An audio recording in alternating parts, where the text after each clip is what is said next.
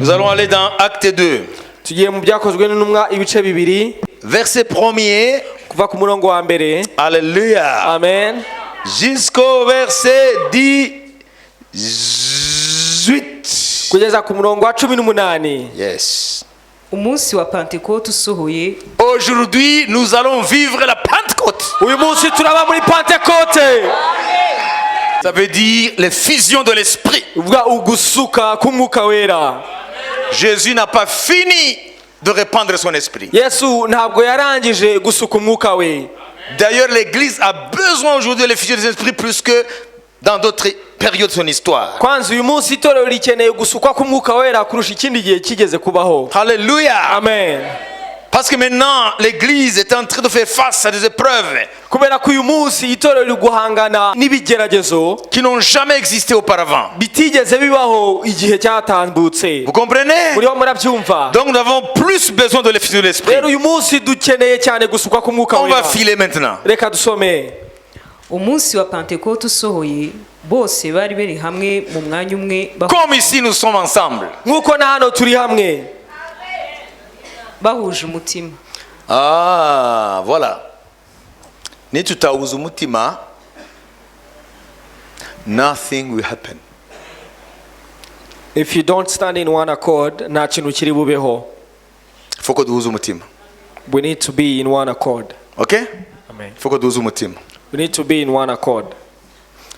Imana imwe, One God, mukumwe, one spirit, kwizera kumwe, one faith, kiringiro kimwe, one hope, umubatizo umwe. one baptism. Nta mpamvu yuko tutahuza umutima.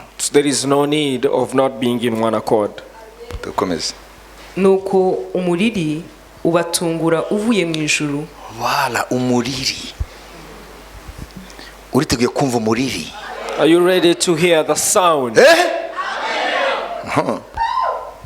Umeze nk'umuyaga uhuha cyane ukwira inzu bari bicayemo. Haboneka indimi zigabanije zisa n'umuriro. Ururimi rujya ku muntu wese wo muri bo. Bose buzuzwa umwuka wera. Batangira kuvuga izindi ndimi. Parce que Jésus a dit, restez à Jérusalem, vous recevrez une puissance. Kubera ko Yesu yari yaravuze ngo mugume muri Yerusalemu muzakira imbaraga. Lorsque le Saint-Esprit viendra sur vous. Umwuka wera nabazaho. Jean vous a baptisé d'eau pour vous amener à la repentance. Yohani yababatije amazi kugira ngo abazane kukwihana. Mais vous, dans peu de jours, mwebwe mu minsi mike vous serez baptisés muzabatizwa du Saint-Esprit et du feu. n'umwuka wera n'umuriro. Because God is fire. Kubera ko Imana ni umuriro. Amen. Oui. Il est un feu. Ni umuriro. Alléluia. Amen. Un feu. Umuriro. Pas comme d'autres feux. Kandi atari imiriro nk'iyindi. Ok. Nk'uko umwuka yabahaye kuzivuga. Muri Yerusalemu habaga abayuda b'abaturage b'abanyadini bari baraturutse mu mahanga yose ari munsi y'ijuru.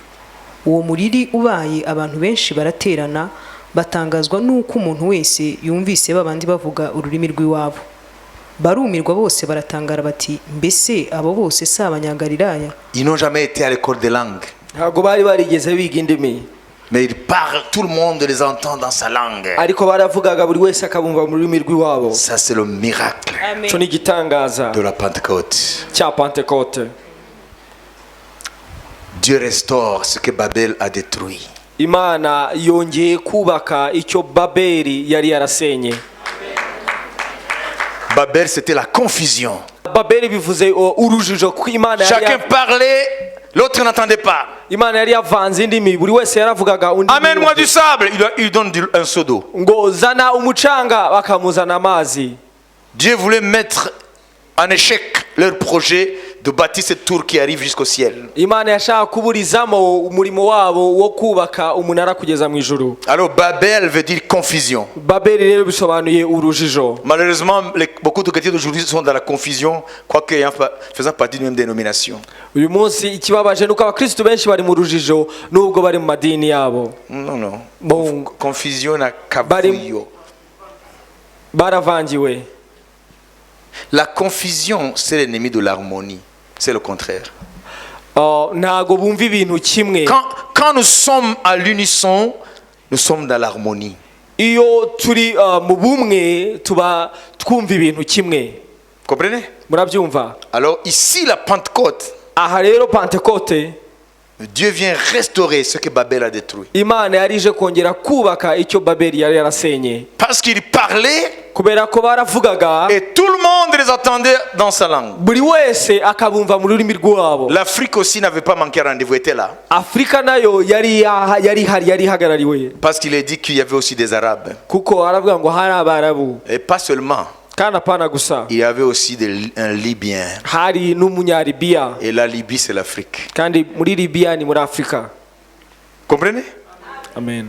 Et les Libyens de l'époque, ce ne sont pas les Libyens d'aujourd'hui. Kandi abanyalibiya bakiriya gihe sibo abanyalibiya ba none. C'était des Africains réellement qui vivaient sur toute la partie là de l'Afrique du Nord. Bari abanyafrika bukuri baba muri kiriya gice cyose cy'amajyaruguru ya Après la Afrika. conquête arabo-musulmane.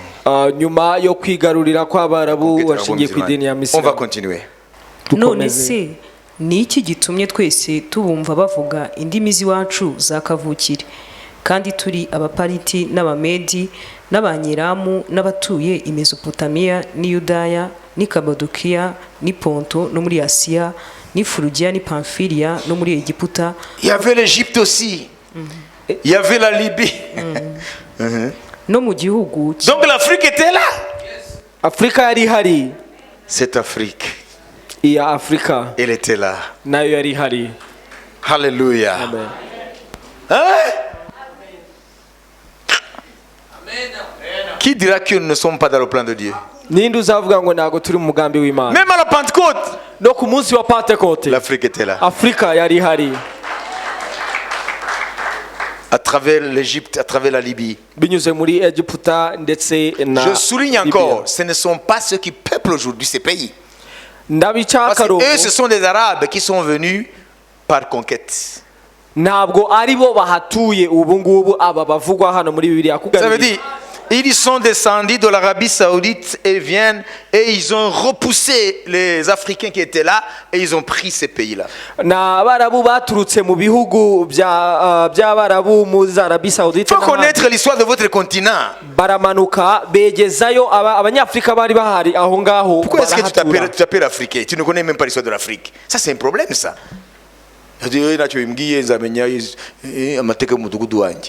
Mais attention, le monde est devenu. Isi yabaye nk'umudugudu. C'est ton intérêt de connaître l'histoire. Ni mu nyungu zawe kumenya amateka. Ok? Amen. Hein? Amen. Il faut connaître ça. You have to be proud of your mother tongue Ugomba kugira ishema ry'ururimi rwawe and your identity. ndetse n'akamero kawe. Alléluia. Amen. Si tu veux être cela, ils ne t'acceptent pas. Nushaka kuba nk'abariya bo ntago bakwakira. Tu dois être ce que Dieu a voulu que tu sois. Ugomba kuba icyo Imana yashatse kuba cyo. Alléluia. Amen. Dieu ne s'est pas trompé Imana ntago yibeshye pour que tu ne naisses pas américain, européen, je ne sais pas quoi. kugira ngo utavuka uri umunyamerika cyangwa Un umunyaburayi asiatique. cyangwa se umunyaziya. Parce que c'est le Dieu Kubera ko ni Imana, de la diversité. Imana y'ubudasa. Chaque élément a sa beauté. Buri kintu cyose gifite ubwiza bwacyo. Dans un jardin, Mu busitani toutes les fleurs ont la même valeur. indabo zose zifite agaciro kamwe. Si le jardin était que jaune, Ese ubusitani iyo buba busa umuhondo gusa mais il n'y a pas de beauté. nta bwiza bugaragara. Qu'est-ce qui fait la beauté du jardin? Ni iki gituma ubusitani buba Rouge, bwiza? bleu, pourpre, jaune, rose. C'est tout ça qui fait la beauté. Nariya mabara atandukanye atuma hagaragara Et ubwiza. l'Éternel, c'est un Dieu de diversité. Kandi Uwiteka ni Imana y'ubudasa. Même au ciel, No mu ijuru la Bible le dit. Bibiliya irabivuga Je vis, moi Jean, ngo mbona jyewe Yohana les hommes mbona abantu de toute langue, be mu ndimi zose toute nation, b'amahanga yose tout peuple b'amoko yose devant le trône. imbere ya ntebe. Hari abantu bagira isoni ryo kuba icyo bari cyo. Niba batari kuvuga ngo, you know, cyangwa vraiment, non, tu es rwandais, tu es rwandais. Uri umunyarwanda, uri umunyarwanda. Amen. Amen. Uzamubaza ikinyarwanda cyawe urebe ko akimenya. Niyo ahubwo twebwe turahambaye. Vous savez que les Africains peuvent parler toutes les langues. Abanyafrika bashobora kuvuga indimi zose. Mais ces gens-là ne peuvent pas.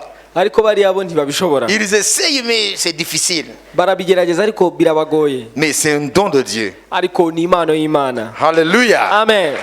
Amen. Amen. Alors retournons maintenant à la parole de Dieu. Dusubire hariya twari turi mu ijambo. Dieu est en train de rétablir Imana iriho irashyiraho l'harmonie de la race humaine. gushyiraho ubumwe bw'abantu. Une nouvelle humanité qui se crée. Abantu bashya bagiyeho. On va continuer. Dusome. mu gihugu cy'i Libiya gihereranye n'i Kurene n'Abaroma b'abashyitsi n'Abayuda n'abakomeza idini yabo kandi n'Abakirete n'Abarabu turabumva bavuga ibitangaza by'Imana mu ndimi z'iwacu. Bose barumirwa bibayoboye barabazanya bati mbese ibi ni ibiki? Abandi barabanegura bati basinzihira. Ariko Petero ahagararana n'abo 11 ababwiza ijwi rirenga Rempli du Saint-Esprit. Et en bu à la coupe. Yuzuye umwuka wera. yemwe bagabo b'i Yudaya n'abatuye i Yerusalemu mwese mwe ibi mubimenye kandi mwumvirize amagambo yanjye. Aba ntibasinze nk'uko mwibwira kuko ubu ari isaha ya 3 y'umunsi.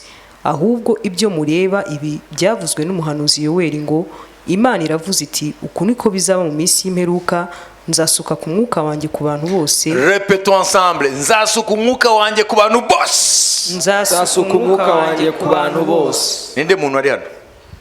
Aha, ni wowe rero. Ku bantu bose. Nawe urimo na twa dutege twawe duke urimo. Alléluia. Amen. Bose. Pourvu que tu aies la foi en Christ. Upfa kuba ufite ukwizera muri Kristo. Kandi abahungu n'abakobwa banyu bazahanura. Voilà. Pana bya bindi byo mu byumba byanyu. Guhanura kuri umukabera yamanutse.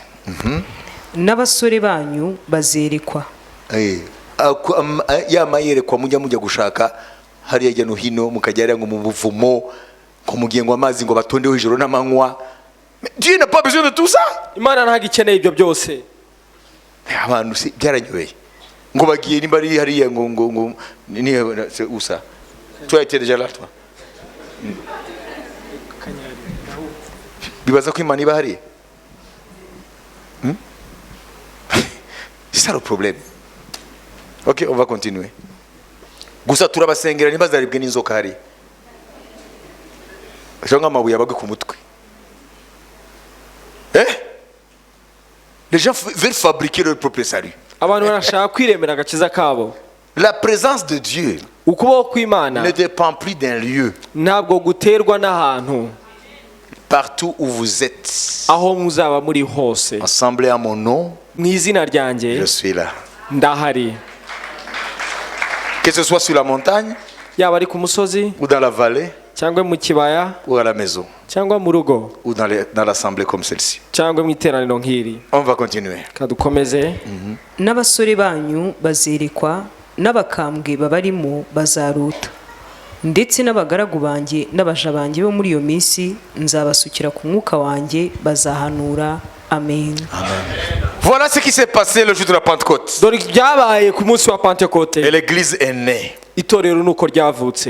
Si vous voulez bien m'entendre, Niba mushaka kumva, c'est ce jour-là uyu munsi où a été signé niho hashyizwe umukono l'acte de naissance de l'église de Jésus-Christ. ukuvuka kw'itorero rya Yesu Kristo ku isi. Acte de naissance. Icyemezo cyo kuvuka. Si on te demande quand est-ce que l'église de Jésus est née, Bakubajije itorero rya Kristo ryavutse ryari, c'est ce jour de Pentecôte. ni uyu munsi wo kuri Pentekote. Pas avant, pas après. Ntabwo ryavutse mbere cyangwa nyuma yaho, C'est ce jour-là. ryavutse uwo munsi nyine. C'est là où l'acte de naissance a été signé. Aho niho icyemezo cy'amavuko cyasinywe. Vous avez compris? Murabyumva? L'église à laquelle tu fais partie Itorero urimo nawe est née ce jour-là. ryavutse kuri uwo munsi. Comprenez? Murabyumva? Les autres sont des dénominations, Ibindi ni amazina yagiye aza, mais intrinsèquement, l'église est née le jour de la Pentecôte. ariko mu buryo bw'imbere itorero ryavutse ku munsi wa Pentekote. Alors, je vais vous dire ce que Paul a révélé. Ndashaka tudatinze mbabwire icyo Pawulo yahishuye dans 1 Corinthiens 12. mu Bikorinto ba mbere 12. kuko twese twanyweye ku mwuka umwe. Voilà. Amen. Pana kuzuzwa. Abreuvé. Twanyweye ku mwuka umwe. Iyo ujyanye ubusho bwawe ku mazi, hein, tu mènes ton troupeau à l'abreuvoir. Vous avez compris? Ziba zigiye kunywa. Alors, Dieu a répandu son esprit.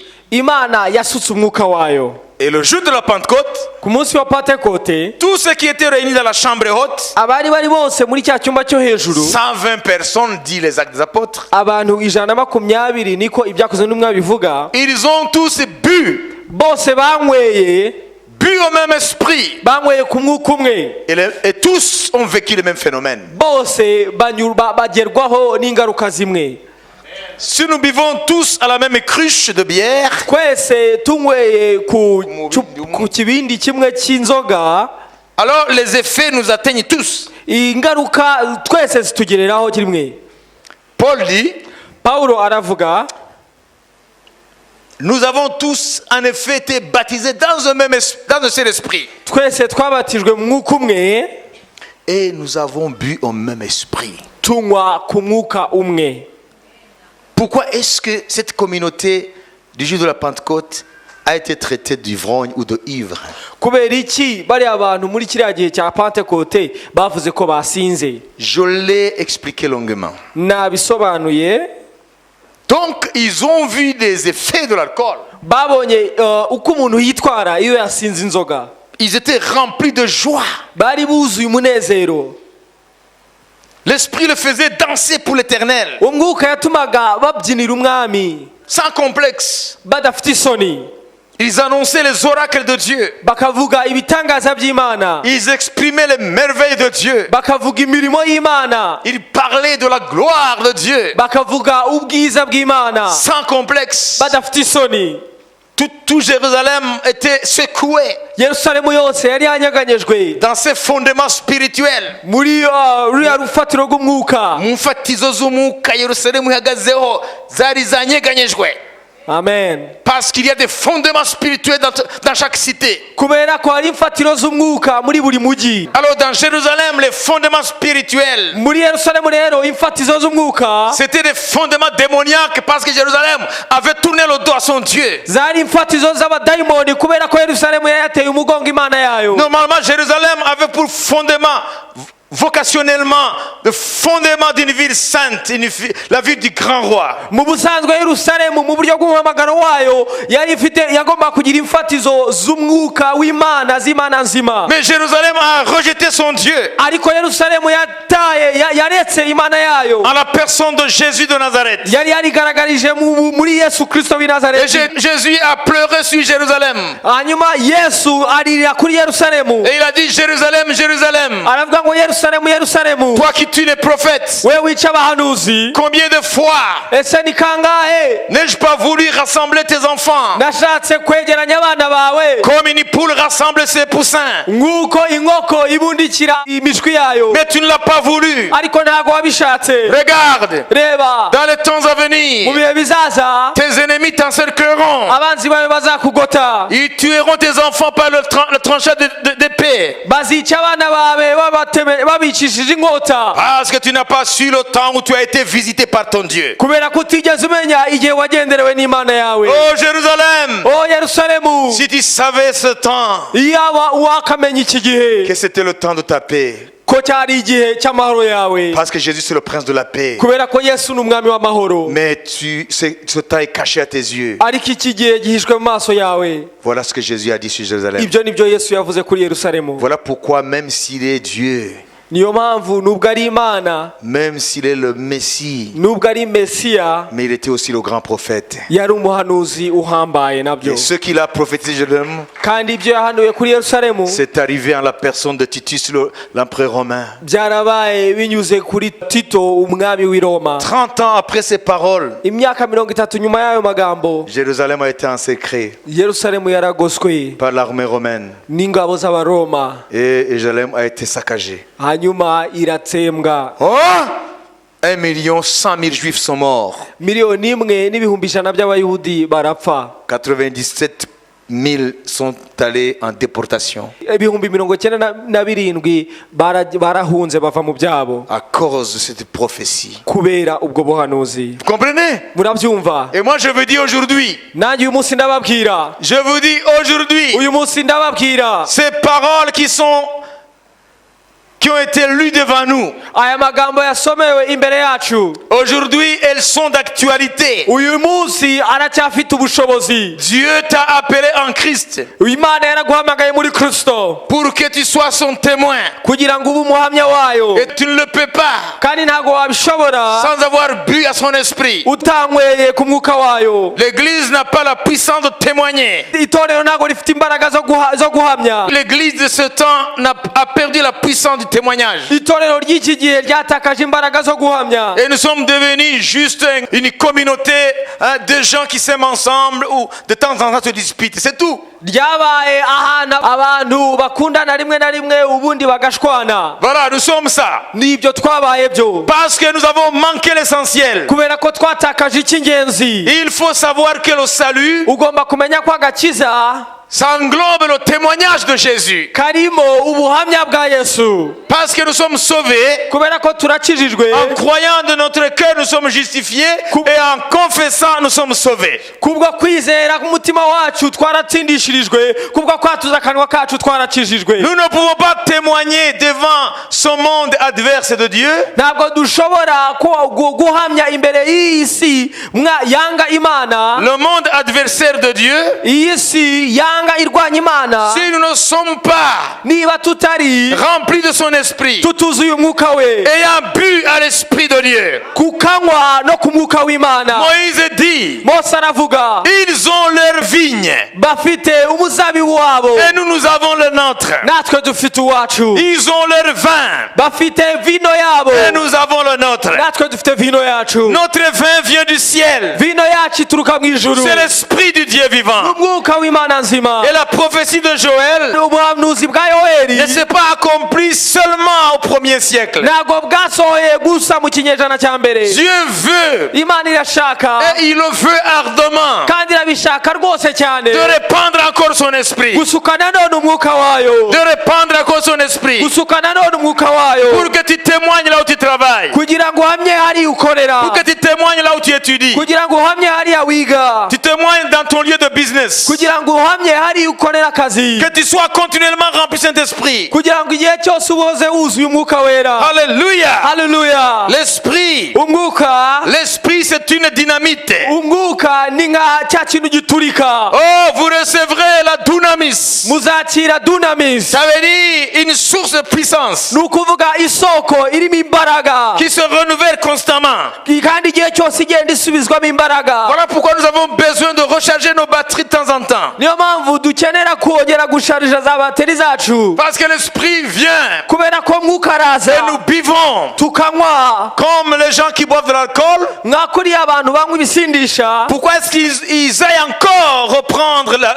cet alcool? Kubera iki bongera bagasubira mu kabari kunywa? C'est parce que l'effet diminue. Ni kubera ko ingaruka za nzoga z'abanyweye mbere ziramanuka, Voilà pourquoi ils reprennent encore la bouteille. bakongera bakajya kongera kunywa. Et nous aussi dans l'esprit, Natwe rero mu mwuka, lorsque nous buvons à l'esprit de Dieu, iyo tunyweye ku mwuka w'Imana, il y a des effets qui viennent. hari ibintu bibaho, Il y a des effets qui se produisent. hari ibintu bigaragara, Il y a l'audace qui vient. hari ubushize bw'amanga Il y a la bugaragara, joie qui vient. hari umunezero ugaragara, Il y a la puissance qui vient. hari imbaraga ziza. Mais après un certain temps, Ariko iyo hashize igihe runaka, tu auras encore besoin urongera ugakenera d'aller encore boire à l'esprit de Dieu. kongera ukagenda ukanywa ku mwuka w'Imana, Pour que continuellement, kugira ngo bijye bihoraho, tu sois dans cet état. ujye uhora muri izo mbaraga. C'est pourquoi Paul écrira aux Éphésiens, Niyo mpamvu Pawulo yandikiye Abefeso, soyez continuellement remplis du Saint-Esprit. ngo igihe cyose mujye muhora mwuzuye umwuka wera, Parce que la coupe du Seigneur kubera ko igikombe cy'umwami ne tarira jamais. nta na rimwe kizigera gishira. La coupe est toujours remplie. Igikombe gihora cyuzuye, Plus tu bois, uko urusha kunywa plus il remplit. niko cyuzura, Plus nous buvons, niko tunywaho plus il remplit. niko cyuzura, Continuellement, continuellement. tugakomeza tunywaho. Voilà aujourd'hui. Niyo mpamvu uyu munsi Dieu veut que chacun boive à cette coupe-là. Imana irashaka ko buri wese anywa kuri icyo gikombe. Dieu veut que tu prenne ce coupe-là. imana irashaka gufata kuri icyo gikombe Et nous allons voir les effets de la Pentecôte. turaza kubona ikiba iyo habaye pantekote Hein? Ça travaille là. biriho birakora hariya Il y a des gens qui disent, est-ce que je ne peux pas être chrétien sans toutefois boire cette coupe? ese urashobora kuvuga ko ngo Il y en a qui se demandent, est-ce que je ne peux pas être chrétien hein, sans boire cette coupe? hari abari kwibaza se sinaguma ndi umukristo ntanyweye kuri kiriya gikombe Oui, yego tu peux en être un. ushobora ukaba umukristo Mais un chrétien sans force. ariko umukristo udafite imbaraga Parce que les forces qui te combattent sont spirituelles. kubera ko imbaraga zikurwanya nizo mu mwuka Tu ne peux pas leur opposer ton raisonnement. ntabwo rero ushobora kuzirwanyisha gutekereza kwawe Qui a compris? ninde wabyumvise Les forces qui nous combattent imbaraga ziturwanya sont spirituelles. ni imbaraga zo mu mwuka Nous ne pouvons pas les combattre avec notre raisonnement. ntabwo twazirwanya dukoresheje gutekereza kwacu Dans le monde spirituel, mu isi y'umwuka notre rationalisme n'a rien à voir. ugutekereza kwacu nta hantu gufite imbaraga Tu dois boire à l'esprit. ugomba kunywa ku mwuka 1 Corinthiens 12, 13. abikorino ba mbere 12 Nous avons été baptisés dans un seul esprit. twabatijwe mu mwuka umwe 2. icya kabiri Nous sommes abreuvés au même esprit. twanyweye ku isoko imwe Et Jésus dira, yesu akavuga vous tous qui avez soif, ngo mwese mufite inyota venez à moi muze kuri jye pour recevoir de l'eau de vie gratuitement. mwakire amazi y'ubugingo ku buntu Écoutez la suite et je termine. mwumve uko bikurikira hanyuma nsoze Et nous allons passer au temps du ministère. hanyuma twinjire mu gihe cyo gusenga Il continue en disant, tugakomeza bavuga ngo celui qui croira en moi, unyizera les fleuves d'eau vive imigezi y'amazi y'ubugingo couleront de son sein. azatemba ava mu nda ye C'est pourquoi, na niyo mpamvu lorsque l'esprit vient et que les gens prennent de l'esprit iyo umwuka aje abantu bakawufata et que les gens boivent de l'esprit, abantu bakanywa kuri uwo mwuka il y a beaucoup de phénomènes, hari ibintu byinshi bibaho notamment, by'umwihariko tu vois ici, ubona hano il y a des gens qui ça travaille ici. ubona mu nda biriho birasa n'ibisimbuka Ça, c'est une preuve que Jésus n'a pas menti. icyo ni ikimenyetso cy'uko yesu atigeze La abeshya source de l'esprit isoko y'umwuka commence maintenant à jaillir noneho ibiri itangiye kududubiza et ça devient des fleuves. bigahinduka imigezi Vous comprenez? murabyumva C'est Jean chapitre 7. ni yohana ibice birindwi On ne va pas lire ça. ntabwo tuhasoma Un chrétien qui n'expérimente pas ce que je dis, umukristo utaba mu byo ndi kuvuga ça sera un chrétien avec sa tête seulement. aba ari umukristo mu buryo bwo gutekereza Il kwe ne gusa comprend jamais les choses de l'esprit. nta na rimwe azigera asobanukirwa iby'umwuka Et il ne connaîtra jamais la victoire de Jésus sur Satan. kandi nta na rimwe azigera agira insinzi ya yesu kuri satani Le baptême Saint-Esprit est impérativement nécessaire. ukubatizwa k'umwuka wera ni itegeko ni ngombwa bigomba kubaho Autrement, tu auras une religion chrétienne. bitabaye ibyo ugira idini gusa Un bon chrétien avec sa Bible, ukaba umukristo mwiza nawe ugenda na bibiliya mais qui ne fait de tort à aucun démon. ariko utagira ikintu na kimwe ahungabanyaho abadayimoni Tu es copain avec les démons. ukaba uri umuntu wumvikana n'abadayimoni Hein? Si tu veux connaître que Satan est réel, niba ushaka kumenya ko satani ariho bois à l'esprit. unywa ku mwuka Tu verras que Satan est réel. uzabona ko satani ari muzima Parce que des choses vont commencer à changer dans ta vie. kubera ko ibintu biratangira bigahinduka mu buzima bwawe Tu as compris? urabyumva Si tu ne bois pas à l'esprit, nutanywa ku mwuka dans le monde spirituel, mu isi y'umwuka rien ne bouge nta na kimwe gikorwa parce que tu ne bouges rien. kubera ko nawe ntacyo wanyeganyeje Qui a compris? ninde wabyumvise Est-ce que vous comprenez? mwabyumvise Hein? Si tu Amen. es chrétien, ndi umukristo mwiza, ntago niba, ntago ndoga, c'est étonnant là. Gerageze kumva abana bato imyaka 12, 13, 14. Umwe amubwira ati, "None uzaza kanaka?" Ati nzaza rwose. Unavuga ati, "Uzaza byukuri?" Ati, "Ndakakuroga zaza." Aba bana. No, ntago tukiroga. Ibyo byararangiye. Wasanga ari umuntu akivuga ibyo. Basamo des antivaleurs abantu bakuriyemo. Ndakakuroga. Po! Yeah? Vous voyez?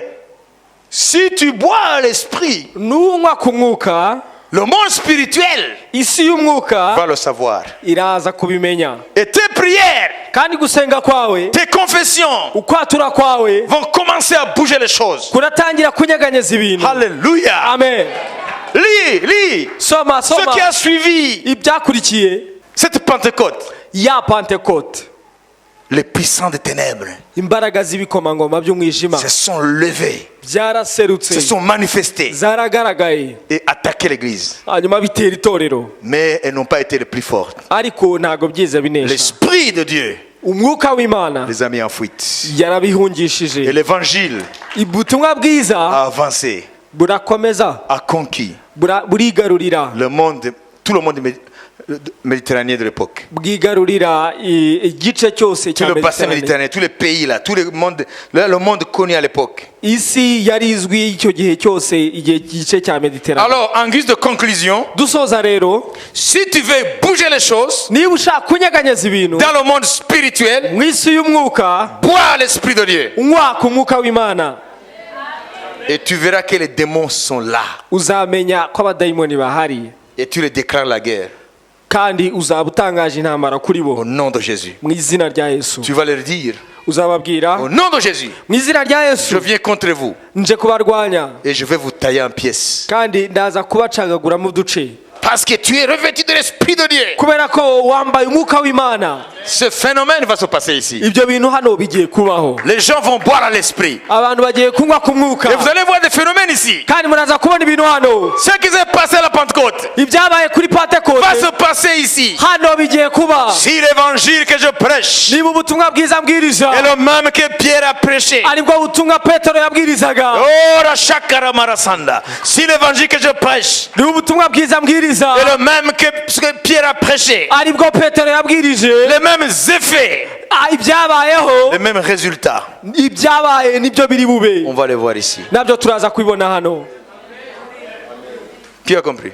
Ninde wabyumvise? Si l'évangile que nous venons d'entendre, Niba ubutumwa bwiza tumaze kumva, la promesse de Joël, isezerano rya Yoweri, que Dieu va répandre son esprit ko Imana izasuka umwuka sur wayo toutes les chairs, kuri ba nyamibiri bose, vos vieillards auront des songes, abasaza, abakambwe bazarota, vos jeunes abasore prophétiseront, bazahanura, ils auront des visions. bazagira amayerekwa. Si ce que nous prêchons Niba ibi tubwiriza est le même ari byo que ce qui a été prêché, byabwirijwe hariya, nous allons voir les mêmes résultats. turaza kubona ibyabaye n'ubundi, Parce que c'est le même esprit. kubera ko ni umwuka umwe. Alléluia. Hallelujah. Le même évangile, Ubutumwa bwiza ni le bumwe, même esprit, umwuka ni umwe, s'ils rencontrent la même attente, nuhura no kwitega kumwe, alors nous allons cueillir les mêmes résultats. turaza rero kubona umusaruro umwe.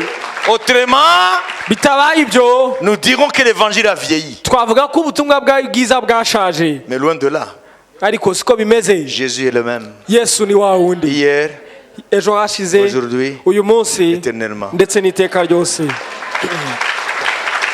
Mais je vais vous poser une question. Shaka kubabaza ikibazo, Pourquoi est-ce que tu vas boire à l'esprit? kubera iki uri bunywe ku mwuka? C'est qu'il faut que tu sois prêt à être son témoin. Ni uko ugomba kuba witeguye kumuhamiriza. Si ce n'est pas ça la cause, Niba atari yo mpamvu, toi il faut t'en aller.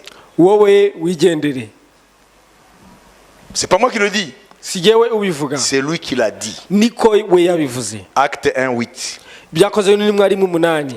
Vous recevrez une puissance. Muzakira imbaraga, Le Saint-Esprit sera sur vous. umwuka wera Et nabazaho, vous serez mes témoins. muzaba abahamya banjye. De Jérusalem, Yerusalemu, Judée, Yudaya, Samarie, i Samariya, jusqu'au Rwanda. no kugeza mu Rwanda. Donc c'est l'esprit du témoignage. Ni umwuka wo guhamya, C'est pas un diplôme à aller mettre dans ton tiroir. ntabwo ari diplome ugenda ubike. Si tu ne veux pas témoigner, tu n'as pas de place dans cette affaire. Niba udashaka guhamya, nta mwanya ufite muri ibi. Vous avez compris? Murabyumva? Toi, tu vas partir où tu veux. Wowe uragenda aho ushaka, À la maison ou je sais pas où, partout. mu rugo cyangwa ahandi, À Tchangougou, partout. hose ushaka, Parce que tu n'as pas de part dans cette affaire. kubera ko nta mugabane ufite muri ibi ngibi. Because this is a question, a matter of testimony. kuko ibi ni kubwo guhamya The power, imbaraga. hallelujah, Amen. as a true witness. kugira ngo mube abahamya b'ukuri. Dieu ne te donne pas l'esprit pour que tu boives et tu vas faire et tu vas te réjouir. Non, c'est pour que tu ailles témoigner. Imana ntabwo iri buguhe ku mwuka ngo unywe hanyuma ugende wishime gusa, ahubwo ni ukugenda ngo uhamye. Toi, tu es malade. Urarwaye, Jésus peut te guérir. Yesu ashobora kugukiza. Alors qu'avant, tu passais comme ça. kandi nyuma Avant, tu passais comme ça. wanyuraga ku muntu nk'uwo. Mais l'esprit ne veut pas te permettre de passer comme ça. ariko mwuka ntabwo ari bukureke noneho ngo uzajye unyura ku muntu nk'uwo. Tu es malade. urazajya umucaho uvuge ngo Crois en urarwaye, Jésus. wizere Yesu, Jésus va te guérir. Yesu araza kugukiza. Et Jésus va le guérir. kandi Yesu azabakiza koko. Vous savez, à Bujumbura, muzi hariya mu Bujumbura, alléluia, amen, parce qu'il y avait beaucoup de cas qu'il fallait traiter de maladies et tout, kubera ko hari dans les quartiers partout. ahantu hatandukanye henshi hari uburwayi butandukanye. Alors à ce moment-là, icyo gihe rero j'ai appelé un certain membre de l'église. nahamagaye bamwe mu bari bagize itorero, Alors les gens qui étaient réellement prêts à témoigner. abantu bari biteguye koko guhamya. Alors j'ai prié pour eux. ndabasengera. Ce qu'on appelle le transfert d'onction. icyo gutanga. Allez, guérissez les malades. ndababwira ngo nimugende mukize Que indwara, l'onction vous accompagne. amavuta abaherekeze. Partout où ils allaient dans les quartiers. aho bagendaga hose mu duce dutandukanye, Des guérisons, habaga gukira des indwara, délivrances. habaga kubohoka. Et ils sont revenus baragarutse très contents banezerewe cyane, avec une grande moisson d'âme. bafite benshi basaruye mu bugingo bw'abantu. Êtes-vous prêts à faire ça? muriteguye namwe kubikora? Eh? Amen. Vous allez le servir? muraza kumukorera? Amen. Amen. Amen. Amen. Si vous connaissez quelqu'un de malade, niba muzi umuntu urwaye, la pratique, tu vas la commencer là. utangirire kwitoza aho hariya nyine kuri uwo, Après l'effusion de l'esprit. nyuma yo gusuka ku mwuka wera. Si c'est maman qui est alitée au lit, niba ari mama wari urwaye, wari uri mu buriri, tu vas commencer par elle. umuhereho, Parce que tu vas être mandaté. kubera ko uraba wahawe imbaraga zo kubikora. L'esprit, umwuka, la coupe de l'esprit, igikombe cy'umwuka laquelle tu vas boire, ugiye kunywaho va te conférer kiraza kukohereza, l'autorité kiraguha imbaraga sur la maladie, kuri izo ndwara, sur la mort, ku rupfu, sur toutes les puissances des ténèbres. ku mbaraga zose z'umwijima. Hein? Amen. Donc tu vas commencer par là. rero urahera kuri uwo. Au nom de Jésus, maman, lève-toi. mu izina rya Yesu mama uramubwira ngo haguruka, Sois guéri. kira. Amen. Amen. Les maisons qui ont des... Tu vois, en Europe, un jour, on m'a appelé d'aller prier pour les maisons hantées. Ce sont des témoignages comme ça pour vous aider. Comprenez? Les maisons hantées. Il y a des maisons, hein? Les propriétaires ont fui ces maisons parce qu'il y a des esprits qui les attaquaient. hari inzu ba nyirazo baba barahunze barazivuyemo kubera imyuka yabagamo cyangwa se abazimu bazaga muri izo nzu, muri ayo mazu. Sur tous les châteaux, les anciens châteaux. cyane cyane amazu ya kera amaze imyaka myinshi, Les châteaux des seigneurs. y'abami ba kera. Alors, je suis arrivé dans une ville qui s'appelle Carcassonne. nagiye mu mujyi witwa Carcassonne. Et j'ai prêché. ndagenda ndabwiriza. Et puis il y a une dame qui a dit, umudamu umwe araza demande au pasteur, abwira pasiteri ngo est-ce que le visiteur là ese uriya mushyitsi ne peut pas venir libérer ma maison? ntago yaza akabohora inzu yanjye? Parce qu'ils ont fui. kubera ko bari barazihunze, Elle avec sa famille. we n'umuryango we. Ça se passait comment? byagendaga bite? Ils sont dans le salon babaga bari nko muri salo, et quelqu'un est en train de cuisiner dans la cuisine. umuntu akaba ari guteka mu Alors gikoni qu'il n'y a personne. kandi nta muntu uri mu gikoni. Bakumva, tchurr, tchurr, personne. bakumva bariho barateka mu gikoni nta Ils muntu sont dans uri. la chambre, bakaba bari mu cyumba, les chaises se déplacent. intebe zikagenda zikava ahantu zikajya ahandi. Ils dorment, bakaba baryamye, les gens marchent dans les corridors. abantu bari kugendagenda muri koridoro, Et après, ils ont fui la maison. bagahunga inzu bakagenda. Et le pasteur me dit, pasiteri arambwira est-ce que après le culte, est-ce que On peut aller prier pour une maison, il y a une maison d'une dame, etc. mbese nyuma y'amateraniro turashobora kugenda tugasengera inzu hari umudamu ufite ikibazo iki n'iki Afite inzu ye nziza ariko agiye gukodesha. Vous avez compris? Je dis mais oui, je suis pas venu en vacances moi. ndavuga yego ntabwo naje mu kiruhuko hano Je suis venu faire ce travail. naje gukora uwo murimo Alors ils vont me voir. hanyuma abariya abadayimoni barambona Ces démons français là ils vont me voir. ariya amadayimoni y'amafaransa araza kumbona Parce que je viens au nom kuko nje mu izina qui est au-dessus de tout nom. riri hejuru y'andi mazina Alors, noneho j'avais déjà rechargé mes batteries. Nainamaze- J'avais repris ma coupe, vous voyez. nari namaze kunywa ku gikombe cyanjye Uvuti yaramaze ugasomaho. yari amaze Alors, kugasomaho je dis au pasteur, alors allons-y maintenant. ngira pasiteri tugende Alors nous sommes allés, la femme a dit alors, moi je vais vous montrer de loin et vous allez y aller. umudamu kubera ubwoba yababwira ati ndaza kubatungira agatoki ahantu iyo nzira imwe mugende C'est même pas fermé. nta n'ubwo yari ikinze Je dis, t'en fais pas.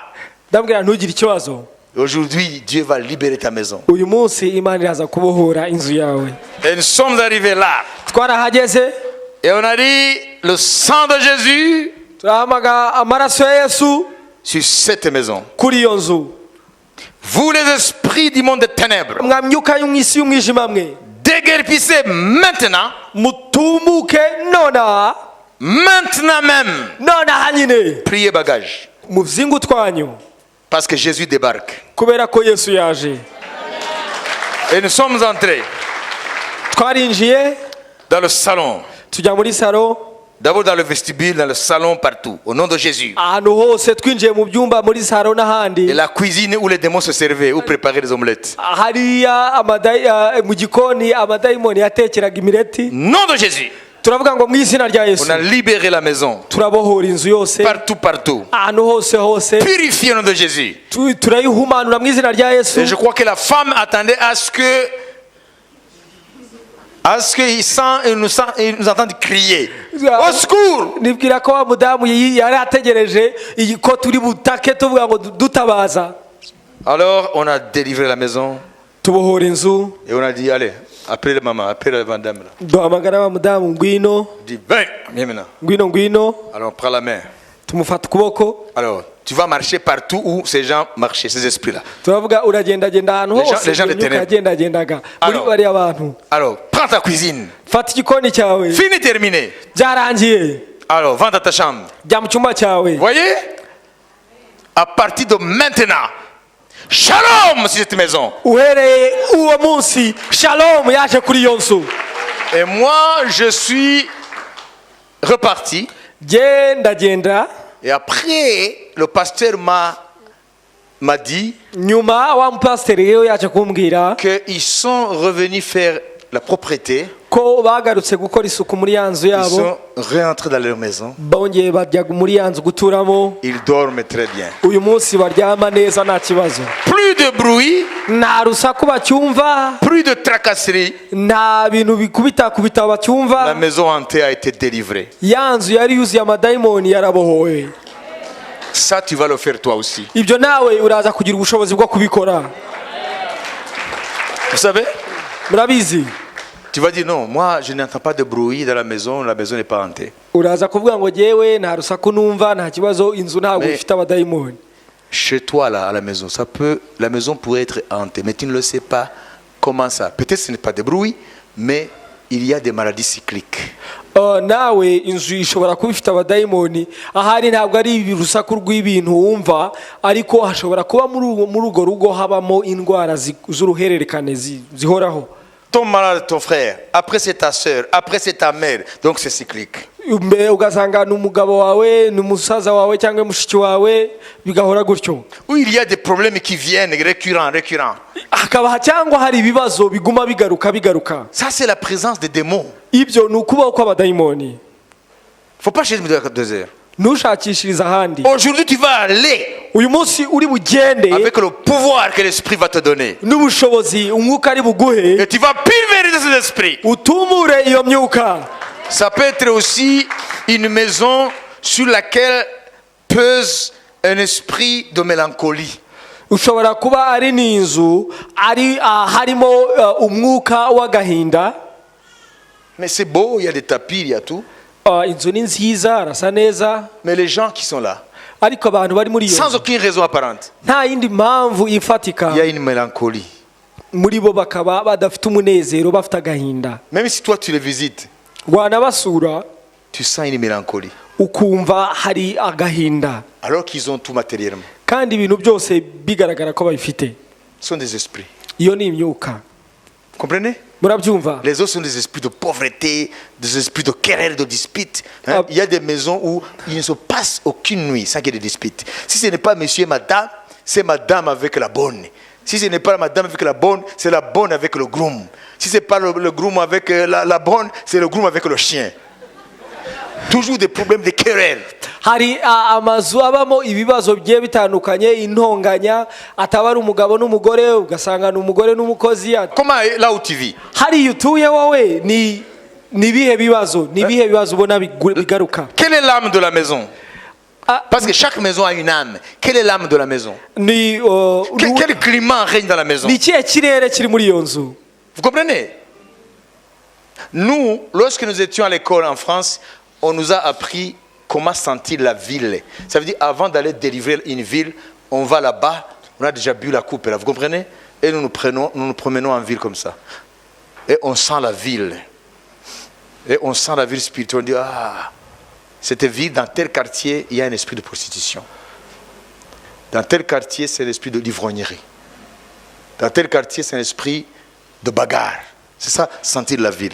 Twabaga tugenda ukumva ikirere cy'ahantu uri, ukamenya ngo ukumva umwuka wo kuri icyo kirere, swatu umwuka w'ubusambanyi, n'umwuka w'ubusinzi, ahantu uri uko niko kumva umwuka ugenga ahantu.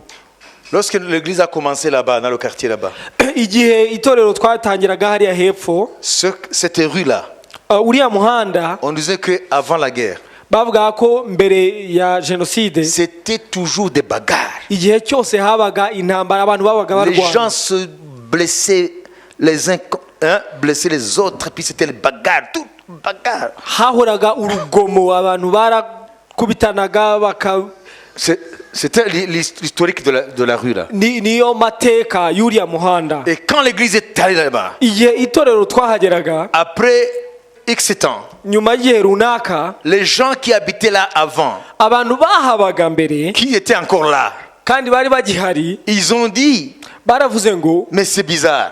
biratangaje, Même si 2/3 de ceux qui étaient là sont encore là, nubwo 2/3 by'abari bahari bagihari, mais il n'y a plus de bagarre. ntago hakiri urugomo. Et ils ont compris, Basobanukiwe ko c'est depuis que l'église est venue. ni kuva itorero rihaza. Ça veut dire la présence de l'église Bivuga ngo itorero iyo rihari expulse les démons ryirukana abadayimoni, et amène le climat de shalom. rikazana ikirere cya shalom. Alléluia. Amen. Amen. Amen. Alors aujourd'hui, Uyu munsi rero sans trop discourir, tudatinze, Dieu veut que tu boives son esprit. Imana irashaka kunywa kuri uwo mwuka. Et après tu vas aller Nyuma rero uraza kugenda délivrer les lieux, délivrer les maisons, délivrer les personnes. ubohora ahantu, ubohora amazu, ubohore n'abantu. Même là où tu travailles. Naho ukorera, Peut-être que les gens vivent dans des combines, les relations ne sont pas dans la lumière, birashoboka ko ari ukorera abantu des jalousies, baba mu mashyari, abantu batabanye neza, des calomnies, intonganya mu bakozi, des calomnies. gusebanya mu bakozi. Tout ça, c'est un climat démoniaque. Ibyo byose ni ikirere Dieu va cy'abadayimoni. t'envoyer là-bas. Imana iraza kuhakohereza, Tu vas délivrer ce lieu. ubohore hari ukorera. Si c'est la fille ou la femme qui est là, qui cause, qui est plus l'instrument de ces puissances-là, tu vas aller à sa chaise là, lorsqu'elle sera à la pause. Va à la pause, toi. Va à la pause. Niba ari umudamu cyangwa umukobwa uteza ayo mashyari, yagiye muri pause, Je libère cette sœur qui travaille ici, dont la chaise est là. uragenda muri ya ntebe yicaramo adahari, uvuge ngo mu izina Tout rya Yesu, esprit de mesquinerie, esprit de calomnie, esprit de zizanie, ndabohora umukobwa wicara hano, je te commande, quitte maintenant. umwuka wo gusebanya, umwuka w'inzangano, umwuka wo guteranya. Et vous allez voir, il va commencer à être gentil avec tout le monde. Uraza kubona araza kuba umwana mwiza kuri buri muntu wese Et elle te suivra à l'église. kandi azagukurikira ku itorero. Hein? Amen. Vous avez compris? Mwabyumvise? Dieu va vous libérer Imana iraza et kubabohora vous allez libérer les autres. kandi namwe mugende mu buhora Mais abandi. d'abord la Pentecôte. Ariko mbere na mbere murahera kuri Pentecote. Vous allez boire. Muraza kubanza kunywa. Et nous allons voir les mêmes résultats. Turaza kubona ibyabaye cya gihe nibyo biri bube. Alors, amarembo y'ijuru akinguke rekigwe rekigwe amarembo y'ijuru akinguke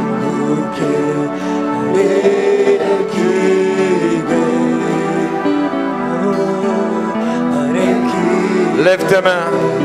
Zamura ibiganza byawe. amarembo y'ijuru akinguke rekigwe rekigwe rekigwe Akira imvura y'Imana kuri wowe. amarembo y'ijuru L'Esprit de Dieu. Mwuka w'Imana. Les visions de l'Esprit. Gusuka k'umwuka.